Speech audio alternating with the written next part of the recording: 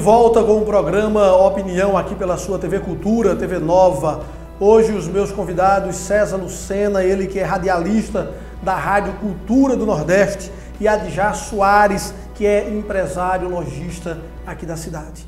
Olha, o número de eleitores aptos para votar nas eleições de 2016 cresceu 2,4%, maior que o total de eleitores, é claro, que votaram em 2014. Aqui em Pernambuco, mais de 6,5 milhões de cidadãos estão exercendo ou estarão exercendo o direito de cidadania agora nas eleições. Vamos conferir, Amado. Pernambuco conta com 6.509.982 cidadãos aptos para participarem das eleições municipais deste ano. Este quantitativo representa um aumento de 2,4% com relação ao número de eleitores que votaram no pleito de 2014.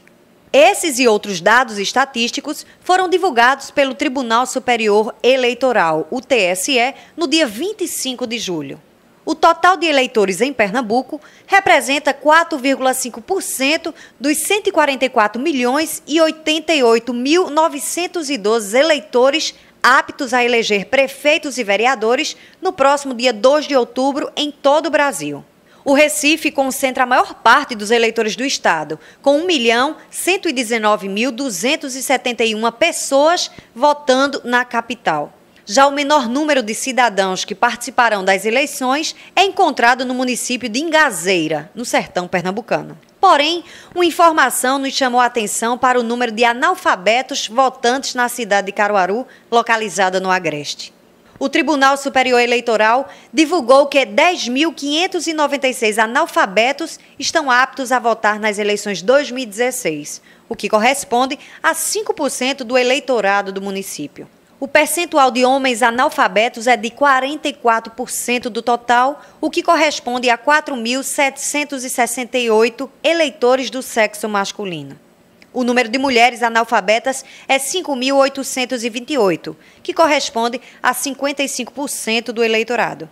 A maioria dos eleitores analfabetos é composta por pessoas acima de 55 anos de idade, que corresponde a 5.344 pessoas, 50,4%. Com relação ao perfil, mais da metade do eleitorado pernambucano é formado por mulheres, 53%, sendo a faixa etária principalmente compreendida entre 30 e 34 anos, onde se inclui 395.383 eleitoras. Entre os homens, essa faixa etária também é mais representativa, abrangendo 354.552 eleitores.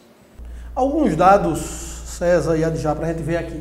Primeiro, a gente estava falando sobre Olimpíadas, a gente terminou o outro bloco falando sobre Olimpíadas, a gente vai voltar para esse assunto com o seguinte: a abertura dos jogos agora é o último dia das convenções. A gente vê como é que esses partidos vão alinhar isso, porque já imaginou transmissão para o mundo inteiro e eles lá na convenção.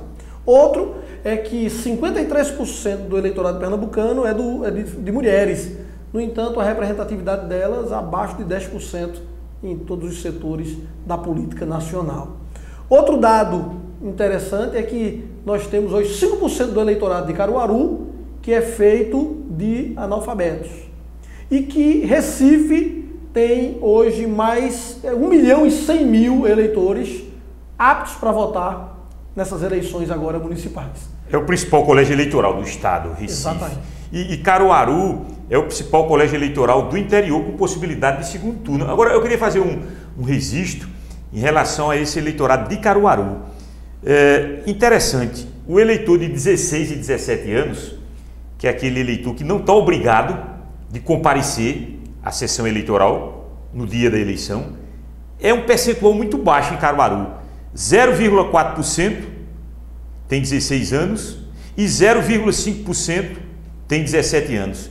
Isso significa que menos de 1% do nosso eleitorado é aquele eleitor voluntário, aquele voto facultativo, você vota se quiser. Menos de 1%. Eu achei um dado muito baixo. Eu pensei que a nossa juventude, essa juventude pré-16 e 17 anos, antes dos 18, representasse um percentual maior, menos de 1% quem tem 16 e 17 anos do eleitorado de Caruaru.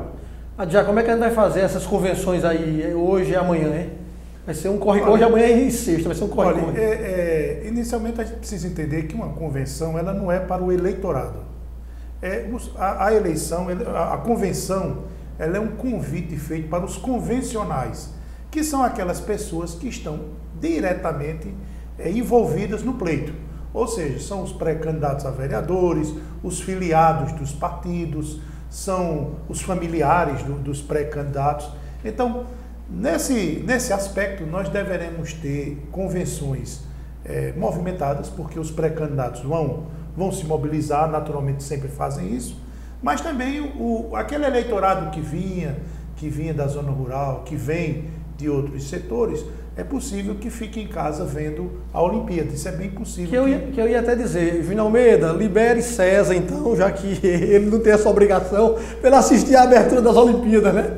Está liberado? Agora, interessante, nós teremos, o Adejá Soares está fazendo essa observação, dos 4 pré-candidatos com representação na Câmara, com representação no Congresso, daí a gente cita esses 4 principais, não que eles sejam favoritos ou melhores, mas porque eles têm representação no Congresso, são de partidos com uma representação maior. Então nós teremos 2 pré-candidatos na sexta, na abertura dos Jogos Olímpicos, no dia 5, o candidato do PSB, Jorge Gomes, em Caruaru, Jorge Gomes e Eric Lessa, ou melhor, e Raquel Lira, do PSDB, Eric Lessa e Tony Gel do PMDB e Eric Lessa do PR, nesta quinta-feira, um dia antes. Amanhã vai ser. Porque o Adejá Soares chamou a atenção, e é verdade, a convenção ela é para os convencionais, mas cada coligação quer mostrar via imagem o maior número, está mais animado, juntou mais gente, então o convite é extensivo para o eleitorado, entendeu? Eu acredito que será uma grande festa, principalmente nessas 4 convenções assim, que a gente imagina que serão as maiores, até pela quantidade de partidos envolvidos. Tem convenções conjuntas de 5, 6, 10 partidos. Então, eu acredito que haverá um movimento muito grande, que é a festa da democracia. A eleição, ela é mais do que apenas uma escolha, é a festa da democracia. Então, as pessoas já estão eufóricas para participar. César sabe bem disso, ele tem um programa de rádio que diariamente as pessoas... Ele não pode nem ler a quantidade de mensagens que tem, porque as mensagens não são proibidas pela Justiça Eleitoral, mas as pessoas estão eufóricas para participar, não só na cidade de Caruaru, em Recife e nas pequenas cidades. Por incrível que pareça, a movimentação ainda é maior, né? Essa disputa das famílias, de famílias tradicionais, de pessoas de um grupo, muitas vezes até separada por cor, né? A cor azul, a cor vermelha, a cor laranja, a cor verde. Já que você falou aí em cidade do interior, esse engajamento, né, do povo na campanha, uma pergunta para vocês dois aí. Como é que vocês estão vendo o valor que foi liberado para as campanhas? Em alguns lugares, muito dinheiro, em outros, tão pouco para se fazer uma campanha. Esse valor ele foi definido por um percentual que a Justiça Eleitoral encurtou. A nossa regra eleitoral encurtou o período das eleições. Ora, se encurtou o tamanho do tempo, evidentemente vai diminuir os gastos.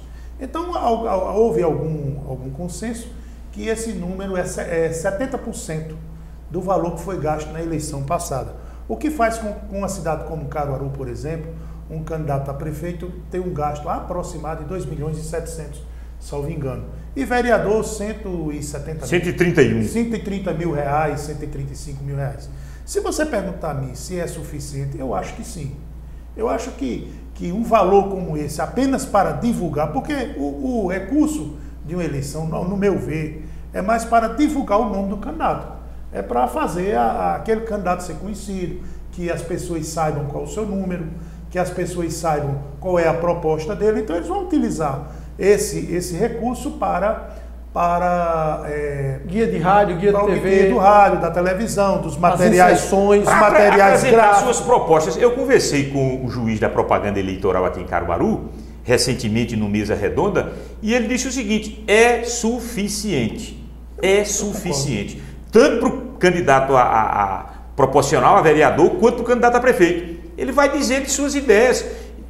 Não é nada espetaculoso. Não é Agora, aqueles que eram acostumados a ganhar eleições com marketing, com toda uma maquiagem, com todo um processo que fugia um pouco da proposta objetiva e passava para algo mais midiático, certamente esses pré-candidatos e candidatos, eles terão algumas dificuldades. Ou aqueles mal intencionados, né, que usavam o dinheiro por baixo dos panos para fazer distribuição de cesta básica. Se bem que esse dinheiro ainda pode. Esse por debaixo dos panos, esse caixa 2, ninguém vai confirmar isso, ninguém vai dizer que pratica, mas a gente sabe que ainda é uma prática na política nacional. Mas todo mundo está com medo maior, né? Eu acredito, César, que com a tecnologia que nós temos, com as redes sociais, com esse acesso à população de utilizar as redes sociais, cada vez mais os políticos vão ter mais cuidado com essas práticas. E também, eu acho que, até por conta das eleições passadas, nós temos uma presidente afastada, aí, praticamente afastada, por uma campanha que ela fez, por promessas que ela fez, mais por promessas que fez e não pôde cumprir. Né? Nós estamos aí com prefeitos de várias cidades que prometeram e não fizeram, então estão com seus índices de desaprovação enormes. Então eu acho que os políticos devem ter cuidado agora para apresentar propostas plausíveis, que o eleitor possa dizer: não, realmente isso aqui eu acredito que ele pode fazer. Não adianta prometer trazer a água do rio Amazonas para o rio Ipujuca. E não vai conseguir. Ninguém vai aceitar essas propostas mirabolantes. É verdade. César, um abraço, chegamos ao final do programa, já rapidinho, passa rápido. Bom bate-papo, economia política. Tá vendo? Não sai do canto e na mesma hora acabou o programa. Muito obrigado, muito obrigado. Prazer ter vocês muito aqui. Obrigado, agradeço demais a participação e, parafraseando aqui nosso querido César Lucena, nos convide mais vezes. Já se sintam convidados. Você que está em casa, muito obrigado pela sua companhia. Se você quer ter um noticiário diferente, com bate-papo descontraído, onde você vai aprender de verdade, você sabe que é aqui no programa Opinião. Até amanhã, se Deus quiser. Um forte abraço.